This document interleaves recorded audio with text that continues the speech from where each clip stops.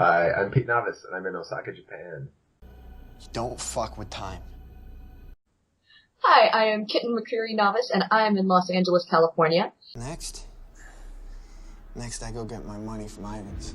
And on this episode of The Naked Critics, we are going to be talking about the 2014 Royal Pictures release, Time Lapse. Time Lapse is something that just sort of fell into Netflix recently added things, and in our quest for something to watch, we chose this. Pete, was it a good choice? What fools we were! If only there were a way that we could see 24 hours into the future and see the results of having watched this movie. And I guess that you didn't like it? Despite a really promising little Netflix blurb that, looked like this little indie sci-fi film with a sort of like, interesting kind of like Philip K. Dick-ish premise of like, what if you could see just a little bit into the future in a very limited way? I was not a fan of this movie. I didn't actively dislike this movie. If I had watched this in the movies, and if I had like gone to the theater and actually paid money to see this, I would have been really irritated. I suspect this was never in movie theaters. We made our sort of indie feature, we shopped it around, oh, look, Netflix needs more stuff. I mean, and I'm not criticizing that. I hope one day that I can be in a feature film that is a straight to Netflix. There's some movies where you're like, you know what? People probably got paid for working on this, and that was good. Yeah, exactly. And it's not entirely wretched. There are definitely things about it that I really like. So here's my summary. The plot of this movie is fine. The acting is often acceptable. The script is pretty bad, and a lot of the design is overly, like, hipster specific.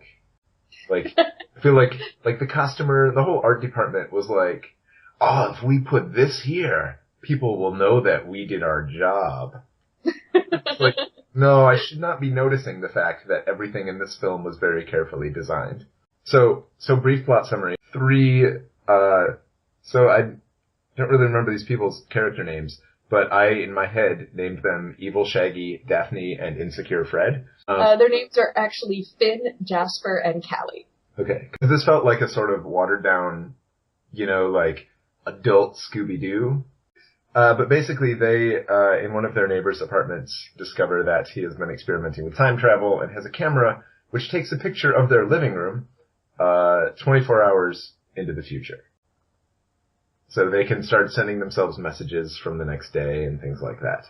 And it all goes awry. Their scientist neighbor, who you never even really see. And it really makes me wonder if there was more shot and then the actor was like, no, you can't use me. Because it was John Rhys-Davies. It makes me think that, like, maybe he was the professor for, like, one of their classes or something. And they were like, I'm working on this indie film. It would be really cool. Just a little cameo. It would just be like a photo of you. Right. So yeah, that's your big star name in this, is John Rhys-Davies. And he's not actually in it. Yeah, he had a photo. And then other than that, as far as notables or somewhat notables in like the geekosphere at least, is the girl who plays Callie, because she plays Caitlin on Arrow. No, I'm sorry, on The Flash. Yes, and I could not stand her. She's better on The Flash because it's a more superficial character. I started watching this movie and I was like, there's no reason these three people would be living in an apartment together.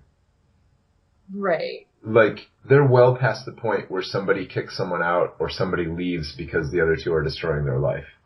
There were a lot of things about all of the characters and the actors that really irritated me in the beginning. Mm-hmm.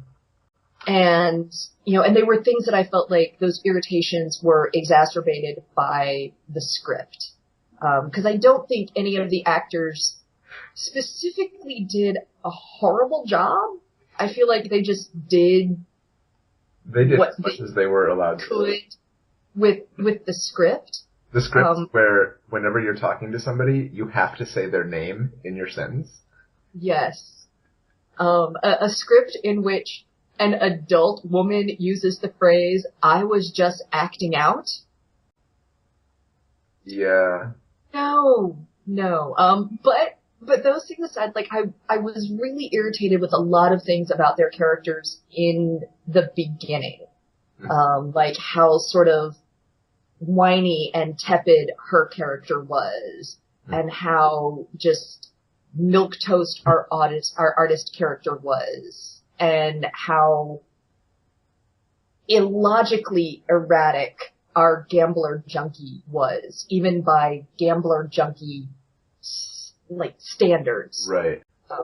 But then, as we got more pieces of the story to see exactly how dysfunctional all of their relationships were, they were things that I was like, oh, okay, maybe it sort of makes a little bit of sense.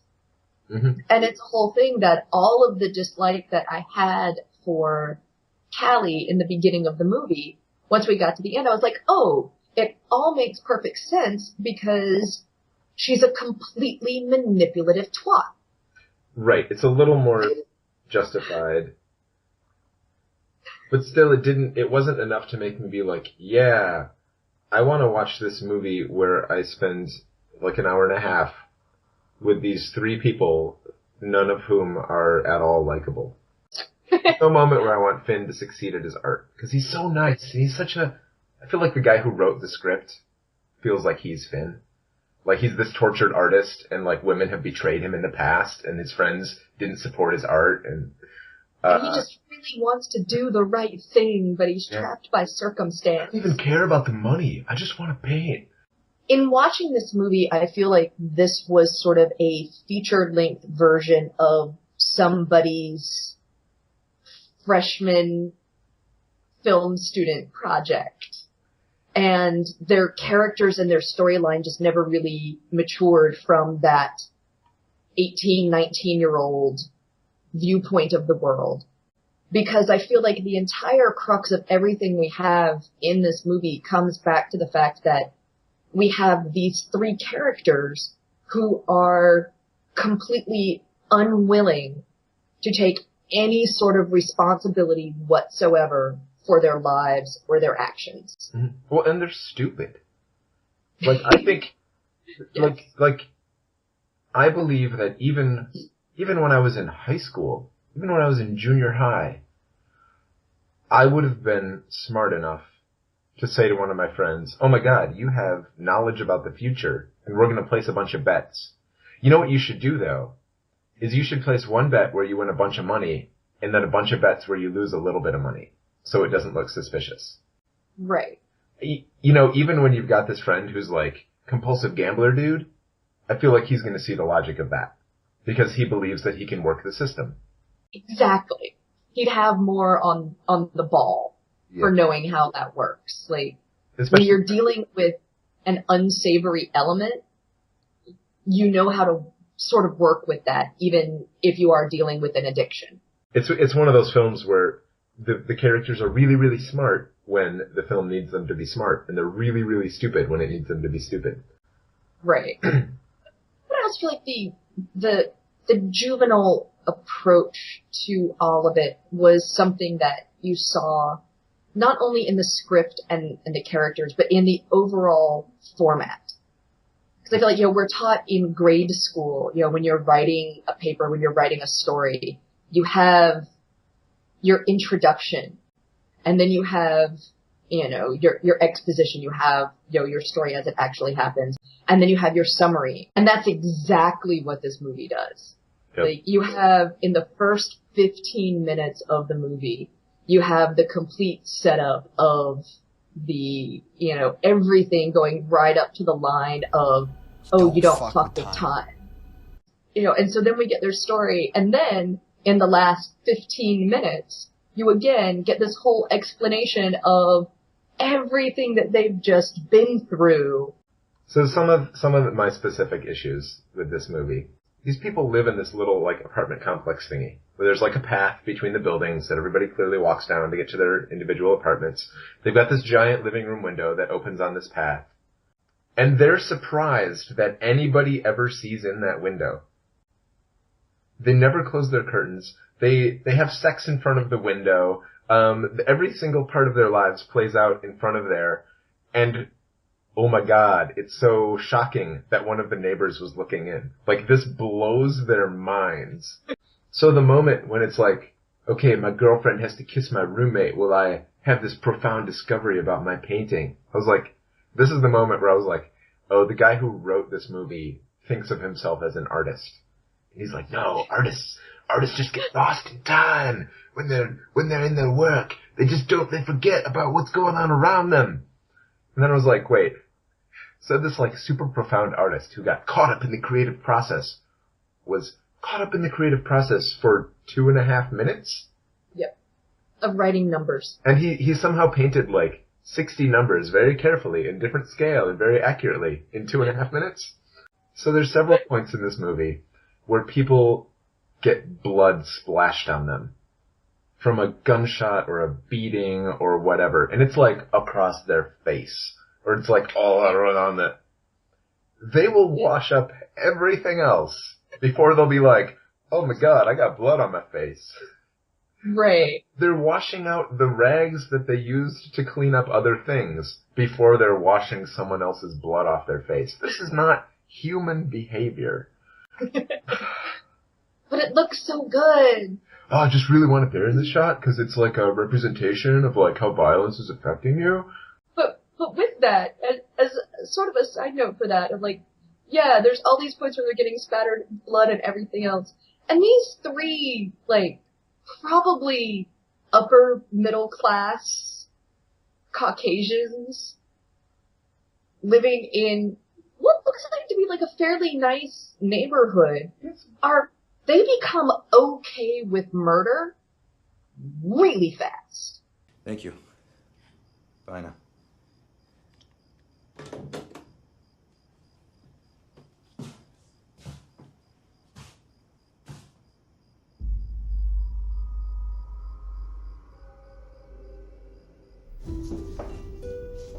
Okay. Yeah. Like nobody has a breakdown when it's like, I just killed a person. Right. These are not traumatic moments. They're like, oh, well, okay. And they move right on. This is my giant issue with this movie, which is the giant issue that I've had with so many movies, which is exactly the issue that I had with Ex Machina. Is that we get to the end of everything, and it's like, oh, is there a woman who you trusted and cared about? She's been manipulating you all along, you poor sensitive man, and she's gonna kill you now. Well, in this, I guess the irony is the fact that, the thing she does care about is him, and that's what leads her down this path of killing everybody. It broke all their causality. Right. Like, suddenly she's like, no, I can put these pictures up. Like, she should have had a better understanding of how things had been working. Right. Because she hadn't actually canceled any events prior to that point. She had prepared herself for events, but she hadn't altered them. I mean, she's not just manipulative and murderous. She's also stupid and impulsive. Doesn't really understand what she wants. I think they're all stupid and impulsive. And in such an annoying and clumsily written way. You have so many things to the movies which are like, no, we're gonna lay out for you like all of our references. Like her very first line when she comes in and like calls them the Lost Boys. Hello, my Lost Boys. Like, yeah, you're gonna get that whole like Peter Pan, they don't wanna grow up, they don't wanna be responsible, they just want the easy life and everything else. And and that to me was like, why is she here? I get that she has a crappy job, but why is she supporting these two guys? And so many other things in the movie where the writer clearly felt like, his audience is as stupid as his characters. Like, there's nothing that's left for conjecture. Each scene is about what the writer wanted that scene to be about, and there's no real through line for these people that makes sense. So the moments that just totally made me laugh in this movie were like, if you want some drugs, you say. Right. That's how all the cool people at parties are like, hey man, hook me up. At first I thought she was like, put drugs in my mouth for me. So you have this brilliant scientist who's some sort of German or Italian or something. We don't know his last name. Rhys-Davies, because they call him at one point Mr. B, So you've got this like brilliant scientist who, in his retirement, has constructed this time camera. Very exacting in his sort of documentation. This guy was a scientist, so I bet he has a journal. This meticulous scientist, for whatever reason, in his cluttered storage shed full of like cardboard boxes and random crap, on the top shelf that he can't really reach, has stored these extraordinarily fragile containers of a horrendously deadly toxic gas. As a scientist, I think that's where I would store the most dangerous thing that I own. And just the fact that, like, those little things were like, I don't really care about your story or anything that's going on because I'm irritated by the fact that that would never happen. Like, just for a practical level, no landlord would let you put 4 extra deadbolts on a storage space door. I think if anyone's looking for a good version of this story, there was a classic Twilight Zone episode, one of the ones from like the mid-60s, that was pretty much the same thing. I would say if anyone's looking for a good version of this, watch Primer. It's another sort of like time travel with very severe limitations kind of movie. And like, what kind of consequences do you set up for yourself? How can you escape from those consequences? And it handles the whole situation, even though it's some very, very similar things happen.